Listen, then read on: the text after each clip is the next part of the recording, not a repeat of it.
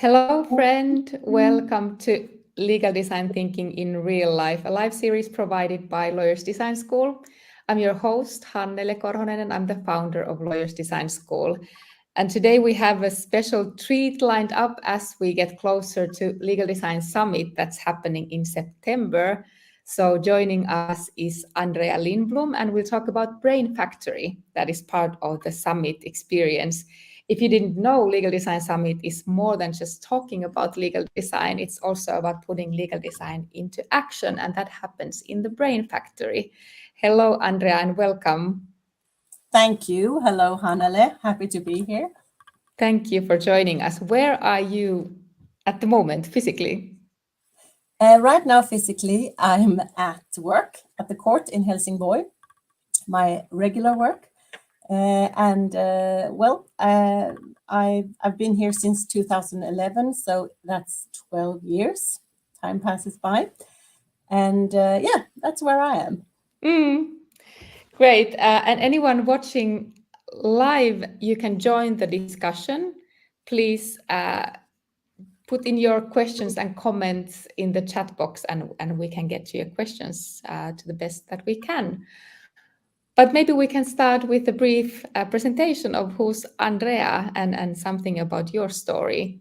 What can you tell us about something about your background? Yeah, I'm 39. I don't live in Helsingborg. I live in Malmö. I'm a lawyer, and I work here at the court as the administrative chief. I have 3 kids, and during these years at the court here, I've been working a lot with different projects concerning the court's digitalization and communication. And recently, we have been focusing a lot on organizational culture and leadership. And in almost everything I do, I find that design thinking and design methods are useful tools. And thanks to legal design, at least, I think I'm better equipped to solve various kinds of problems. And the reason I think you invited me here today is that I'm also involved as a volunteer for the Legal Design Summit. And I've been working with the summit with my wonderful team members since last fall. And I was a participant in the BrainFactory in 2019. And I was also then a speaker at the summit. And since that event was like the most inspiring and rewarding week I've ever had in my professional life, I'm really happy to be part of this year's summit. Oh, that's so cool. What was the journey like into the world of legal design for you? When did it start? Yes, I found a drawing by Margaret Hagan in 2017 that she had made from a courts technology conference in the US. And she had been listening to 2 judges talking about innovation in courts. And I thought that was really cool because I had never seen anyone putting the words judges and innovation in the same sentence, and certainly not in a talk. So, I came across her drawing. I don't remember how. Maybe I followed the conference or something. And I thought that the way she had captured these 2 judges and their thoughts on how courts could be more innovative was really, she could have made that drawing from any court in the world, I think. So then I discovered her and I read her book. And I think that story is quite similar to many of the people that have discovered legal design. I found it through her, and then I found many other brilliant people that I now admire and follow in social media and so on. Great. And I think that you are in a perfect position to bring innovation to court in your current position. But hey, let's dive into BrainFactory. Could you tell the audience what exactly is BrainFactory and how does it, what's going on there? Well, BrainFactory is a 3-day-long workshop where we let the participants and the partners that we have, where we let them experience what legal design is and what it's about, and what makes it different from traditional ways of working and cooperating in our industry. So we gather 35 to 40 participants from different countries, and we divide the participants into 6 different teams. And each team will be given a challenge to work on, provided by one of our 6 partner organizations. So 6 teams and 6 partners. And each team will also have a legal design professional as a mentor. For example, one team will have Hannele as a mentor. Yay! And during these 3 days, the BrainFactory participants will work on the challenges using design methodology and design tools to come up with innovative and creative ideas that actually solve the problem. And of course, the grand finale of BrainFactory is when all teams present their work and their ideas in presence of all the participants and the mentors and partner representatives. That's the final. And what's important also to underline and stress is that BrainFactory is not a competition.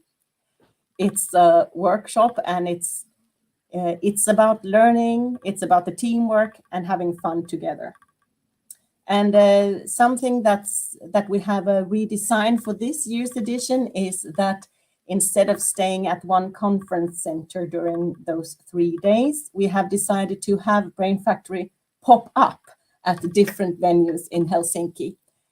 Because when we saw the list of participants, we realized that most of them are traveling from far away. And it seemed a bit sad to have them traveling to the beautiful city of Helsinki and then sit for 3 days in the same conference center and not seeing much of the city. So we will start at the very cool library Oodi in Helsinki on the Monday afternoon, and we will end at a cool hotel in central Helsinki. And we haven't done this before. I've never organized a workshop, a pop-up workshop before. So we will see how it turns out, but I hope everyone will enjoy it. Oh, that's so cool and exciting. There's a comment that it's a brilliant idea on the different locations. And I do agree that I think that it can actually bring something new to the way of working in the workshops as well. Yeah, we hope so. Because when I was in BrainFactory in 2019, I remember the walks that I had with my team when we visited our partner, and then when we walked back. And whoever said that the best ideas come up when you sit around a table? Maybe the best ideas will be discovered when you sit on a bus or when you take a walk through a park or something. Exactly. I'm curious about the history of BrainFactory. How did it all start? Has it always been part of the summit? I hope I'm saying it right now, but the Legal Design Summit has been held in 2016, 17, and 19 before. And if I remember correctly, the first BrainFactory was in 2017. And I wasn't there, so I don't know much about it, but I think the idea behind it and the mindsets were probably very similar to the mindsets and the goals that we still have with the BrainFactory. But I know one of this year's speakers was there, Marie Potel-Saville, and she has told me that experience completely changed her professional life and career path. So I was there in 2019, like I've said, and I loved every minute of it. It's quite a strong statement that it can actually change the trajectory of your work life. So it's a wonderful and exciting experience, I'm sure. What's the underlying purpose of BrainFactory? What's the why behind? Why are you doing this? Yeah, it probably depends. There are so many answers to these questions, but to me and to many of us, I think BrainFactory is about offering the participants practical experience of what legal design is all about. It's about learning and listening. It's about developing your problem-solving skills and simply opening everyone's eyes to the wonderful world of legal design. Yes. So not just hearing about what other people do, but actually experiencing yourself how different this process is from traditional ways of working. And it's so important, especially now that the concept is becoming more and more familiar to people. So the next question obviously is that, well, how do I do this in practice? How do I implement these principles and ideas in practice? And now here is a perfect opportunity to really take action. Yeah, it is absolutely, because the participants are working on real challenges. They're not made up. So hopefully that makes it easier for the participants to understand and use the principles and methods in their own work when they leave Helsinki. Absolutely. Talking about those challenges, what are you able to tell something about this year's challenges, or in general, that what kind of challenges are there that Yes, teams are working on? I thought I will share today. Yay! So the challenges will cover quite a few different areas, which makes us really happy. And to name just a few, we will have teams working on adolescents' trust in courts and their user experience in courts. And another challenge will be about how to safeguard children's rights and their right to privacy online. And another team will be working on future-proofing professional development in law firms. And then we will have three more, but those are the ones that I'm going to share with you today. Great. But so interesting examples that it can really be from all areas of the legal space. I'm happy you say that, because I feel so too, and I think that's one of the strengths with the whole methodology and the tools, that they are widely applicable. Exactly. What was, by the way, the challenge that you worked on when you were part of the We were also BrainFactory? working on coming up with ideas for working tools for lawyers that would simplify their work, basically. I don't remember all the details, but it was about simplifying process and modernizing working tools for business lawyers, I think. Yeah. Is there a specific process that the team will follow? How is the work structured during those 3 days? Yes, it will be structured, because in my experience, workshops need to be quite structured to function. I think we have all maybe experienced workshops that have been quite free, and I don't think that works very well. But and then of course we don't want to intervene and interfere with too much details to control the teams in details, but we will provide a structure to help the teams use the time wisely, and making sure that they move along in the design process. So during day one, the main focus will be to understand the problem and the challenge, and map out users and the problems, and getting to know the problem. And during the second day, the teams will then start brainstorming ideas and possible solutions. And we will have also tried to make sure that all teams will have the possibility to brainstorm and go and ask their partner organization questions, so to make sure that they are on the right track, so to say. And during the third day, then the teams will start working on their presentations. And finally, in the afternoon, they will be able to present their ideas to all participants and the mentors and the partner organizations. Oh, that's so cool. So that's like in not much details. There is a very much more detailed program, but one of the things that we believe is most important is not to rush off to solution stage too fast. So we will basically forbid all teams to even discuss solutions on the first day. That's a good one, because otherwise there will be, on Monday evening, there will be Yeah, ton of that's one ideas thing that lined up.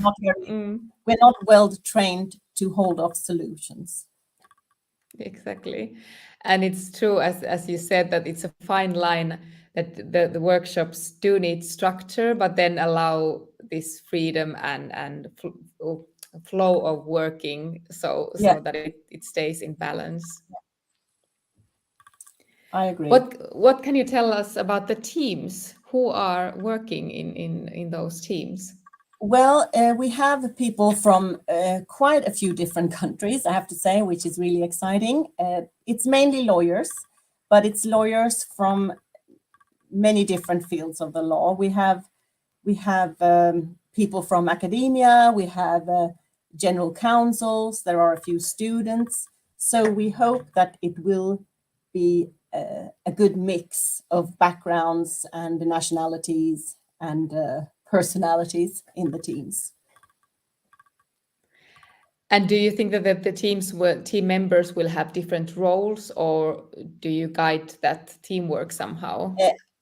We're not going to designate different team members with different roles, but the teams will consist of the participants and the mentors.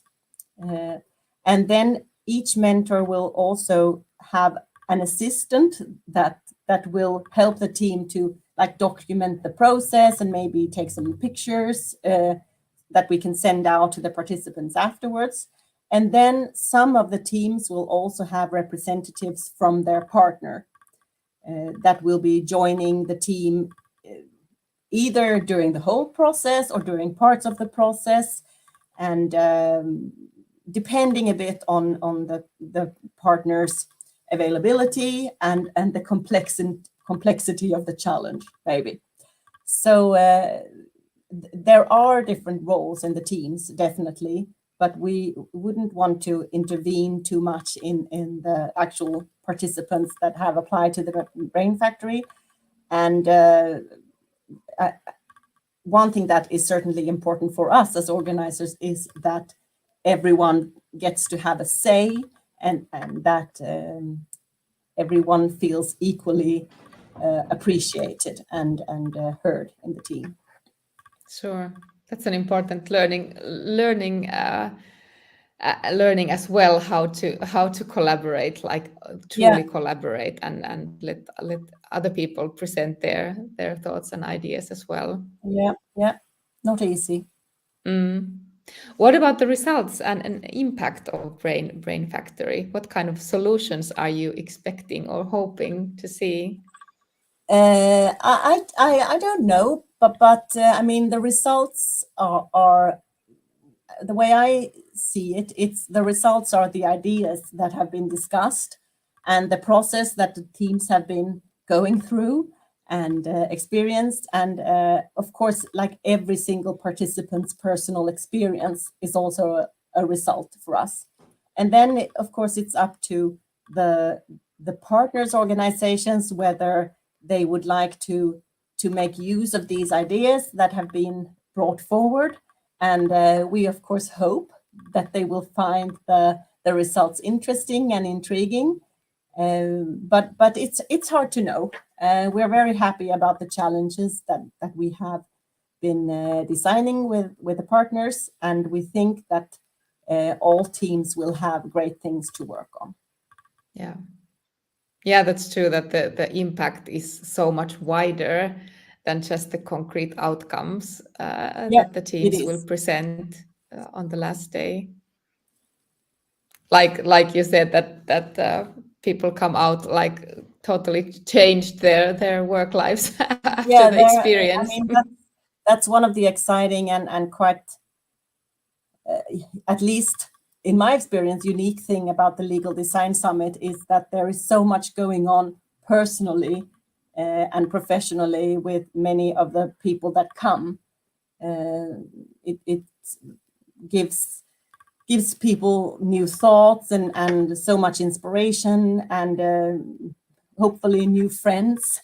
And I think that's one of the many wonderful things about legal design is that it's not just finding a new book that you like. It's it's more, very much more.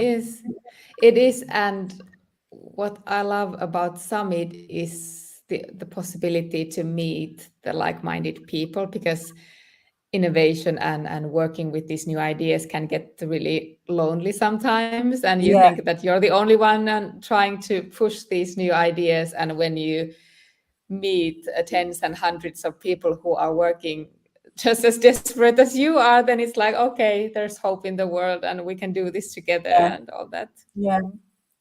And everyone is so kind. That's also very nice. And not always the case in other professional gatherings. But the legal design collaborative and the people in the legal design field are generally very nice people, in my opinion. Yeah. Yes. Well, I can imagine that running and organizing this kind of event is not always easy. What can you tell us about the challenges in hosting and organizing BrainFactory? Well, one challenge, but it's also a possibility and an opportunity. But one challenge is, of course, the non-profit character of the BrainFactory and the summit itself. Finding the right venues that suit our needs, finding the budget, and so that's one challenge. Although not all bad, also very many positive sides of that too. But it has also been quite tricky to select participants because we've been lucky enough to have many amazing applicants, and so that was a hard process for us to try and select people that we think would want to come and bring something to the BrainFactory. Yeah, naturally, it would be nice to let everybody in, but it's not always possible, and especially when it's a non-profit event. So, yeah. But otherwise, I think it has been really fun doing and creating the BrainFactory with the team, and I have a great team lead with me, Mia, a Finnish girl, and we have worked quite close together. And now we have also more people in the team. We have Linnea and Susanna who are doing important work for it. So I'm definitely not alone. It's a team effort. Sure. What are you mostly looking forward to this year's BrainFactory? Seeing if everything works. Maybe. No, meeting everyone, of course. Meeting people, meeting the team that I've been working with, of course, and being privileged enough to be part of this once more, but now in another capacity. That's really humbling and great. Yeah, it will be a busy week in Helsinki, when first with the BrainFactory for 3 days and then 2 days with the actual summit. Hey, let's take a few questions from the chat. William is asking a general question: how legal design thinking innovates legal world? How would you reply to that? Well, I think the legal design methodology and design mindsets are very different from traditional mindsets of the judicial world, and the design methodology is certainly very different from how you traditionally develop stuff, and whether it's new working tools or anything. Like the methodology and the mindsets are very different from traditional ways of doing things, in my experience. And since I have the opinion that our current ways of working is not working very well, then I'm very interested in alternative ways. And to me, design thinking and everything about it, testing early, failing fast, learning, listening to people around you, being humble and being creative, it speaks to me. And I believe that we would generally be very much better off if we would work more using these methodologies and mindsets instead of the ways we are working now, when we don't test, don't ask, and fail all the time. Yes, that's a nice summary of the status quo.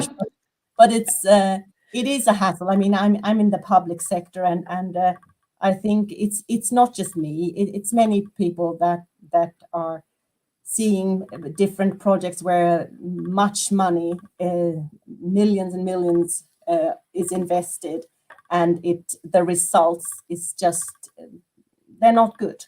It doesn't work. People don't want to use the tools. People don't want to log into the web pages. People don't understand what it says in the forms or whatever. And it's not okay, because people's trust in the judiciary and in the court system and in us lawyers is really important. And we know what happens if people don't have trust in the justice system. So I think it's a very good time to pay attention and rethink the way we operate.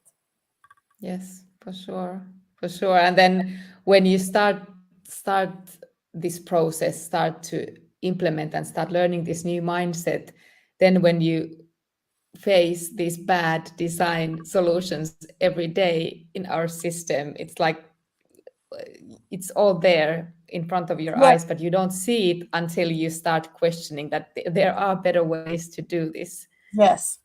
And it's not rocket science. It's not rocket science to ask someone's or people's opinions before you launch something. You don't have to redesign everything, but there are so many things that you could do that would save energy and money and save people from going crazy at work. So yeah, there are many benefits. Yes. Hey, getting back to your own journey in legal design, could you share some personal experience you gained from combining your legal expertise with legal design? You've talked about this a little bit, but something personal experience. In 2019, before the last summit, we arranged a legal design conference here at the court, and then we invited quite a lot of other professional organizations that have something to do with the courts. For example, prosecutors, attorneys, representatives from prisons, and all kinds of organizations and people that are somehow affected by the way the court operates.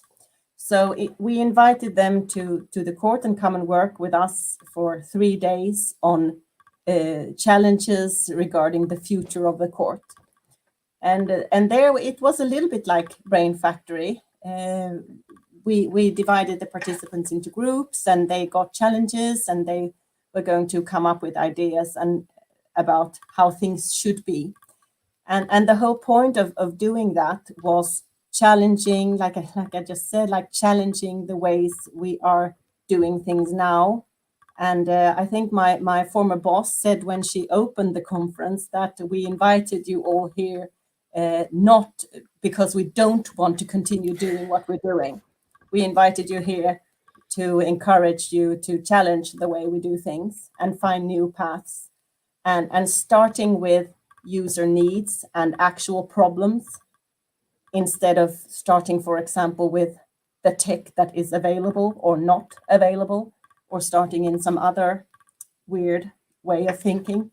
it was really, it was a very nice experience, and but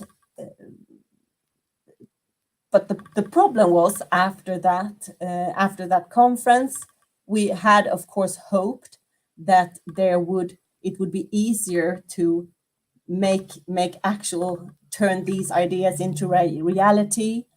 But that's I'm very humble towards the challenges that we all face to change the status quo and redesigning processes and the way we work, because it takes time and it takes so much dedication from people, and you have to work on your relations with those people, and it's not easy, but one has to try. Exactly. And you have to start somewhere, and these workshops and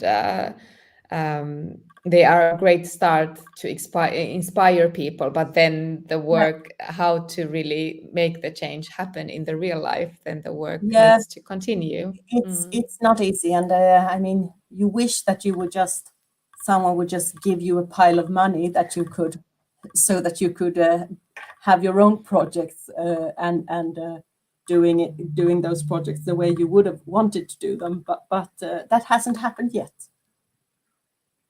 Hoping for the best that we get the resources we need to make the changes. But also in my experience that I don't think I've ever heard from anyone that has been trying out legal design or has been working like this, using this mindset and methodology. I don't think I've ever heard anyone who has said that it has been a bad experience. And I mean, even very traditional colleagues or people, lawyers, have been very surprised and felt very interested in how different their experience has been using this way of working and not the traditional way.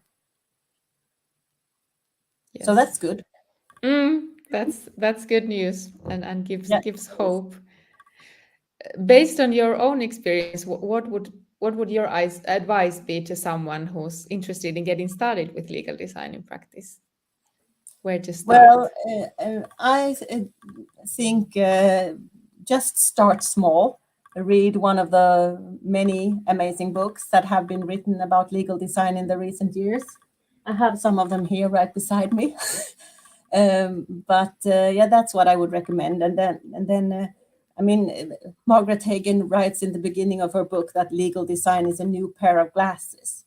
And that pretty much describes what it's all about. Legal design can be a personal superpower and help you to see things and find solutions that you wouldn't be able to find without it. But I'm a legal design mega fan. So, but starting small and reading a bit about it and connecting with people that do interesting stuff and become friends with them. Connect with me. Yes. And connect with Hannele and connect with me. Yes. Wonderful. I love the definition that it can be your personal superpower. It's a very nice way to put it. Yeah. But hey, where can people find more about you and connect with you and also find more information? Well, about BrainFactory? Anyone can find me in the traditional social media, and I always encourage everyone to connect with me. So please do that if you want to. And otherwise, I'm sure we will talk more about BrainFactory. We will have some news coming out on the Legal Design Summit social media about the BrainFactory. And right now, I encourage everyone to follow our channels there too, because we have so much information coming out on a daily basis now about speakers and partners and everything that's going on with that. So connect with me, and if anyone has any questions about legal design within a certain field, then I'm or one of my friends is happy to connect you with people that we know also want to connect with new people.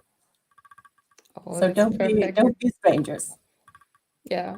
And if you're coming to Helsinki, anyone watching, please don't be strangers. Please come and talk to us. Yes, absolutely. Thank you so much, Andrea. It's been so lovely to speak with you today. Thanks for taking the time to come and visit us. Thank you. It was a pleasure.